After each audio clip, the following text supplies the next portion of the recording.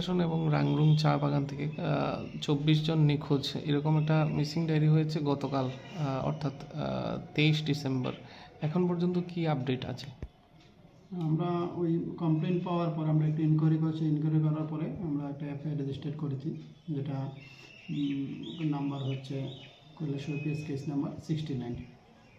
আমরা একটা অপহরণ সেকশন নিয়ে আমরা ওই কেসটা রুজু করেছি।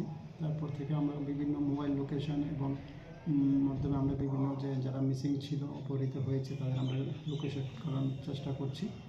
আপাতত আমাদের অরুণাচল প্রদেশের একটা বিলং পুলিশ স্টেশনের আন্ডারে একটা জায়গায় আমরা আইডেন্টিফাই করেছি যে এখানে মিসিং পার্সনরা যারা অপহৃত হয়েছে, যারা কাজের জন্য নিয়ে গেছে, তাদের লোকেট করার চেষ্টা করছি।